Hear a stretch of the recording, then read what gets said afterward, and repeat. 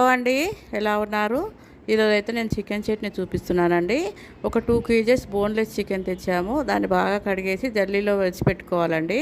నీళ్లు బాగా ఒడిచిన తర్వాత స్టవ్ మీద బాండీ పెట్టుకొని దానిలో ఒక పావు కేజీ ఆయిల్ పోసి మనం తెచ్చిన చికెన్లో ఒక హాఫ్ క్వాంటిటీ అండి, అంటే ఒక 1 కేజీ చికెన్ వేసేసి బాగా కలుపుకోవాలండి.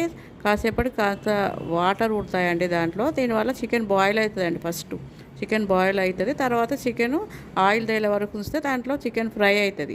దీనివల్ల మనకు ముక్క మెత్తబడదండి.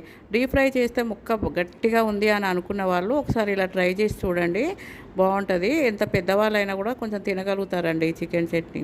మళ్ళీ మిగిలిన చికెన్ కూడా మన అదే ఆయిల్లో వేసేసుకొని ముందు ప్రాసెస్ లాగానే కాసేపు బాయిల్ అవ్వనివ్వాలి. తర్వాత నూనె తేలే వరకు ఉంచి గోలనివ్వాలండి.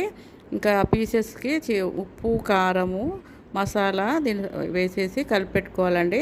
ఇంత మిగిలిన నూనెలోనే కావాలనుకున్న వాళ్ళు కొంచెం ఆయిల్ ఎక్కువ అనుకున్న వాళ్ళు పోసుకోవచ్చండి. దాంట్లో జీలకర్ర, షాజీరా, ఆవాలు వేసి పోపు చేసుకోవాలండి. బాండీ ఇలా ఉందనుకుంటున్నారా? ఈ బాండీతో నాకు అనుబంధం చాలా ఉందండి, చాలా ఏళ్ళ నుంచి. కొన్ని పారేయలేమండి.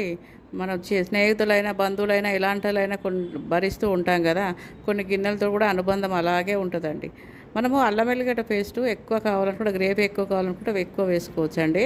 కాస్త పసుపు కూడా వేసిన తర్వాత ఇంకా మనం ఈ చికెన్ పీసెస్కి పోపు, ధనియాల పొడి మర్చిపోయినట్టున్నాను, వేసాను ఇప్పుడు.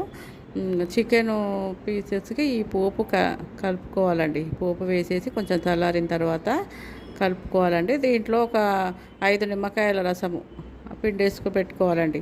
కావాలనుకున్న వాళ్ళు, పులుపు ఎక్కువ తిన్నవాళ్ళు కొంచెం ఇంకొక 2 పెట్టుకున్నా పర్వాలేదండి, బాగుంటుంది. ఎవరైనా తినొచ్చు ఇది. ఒకసారి ట్రై చేసి చూడండి. బాయ్.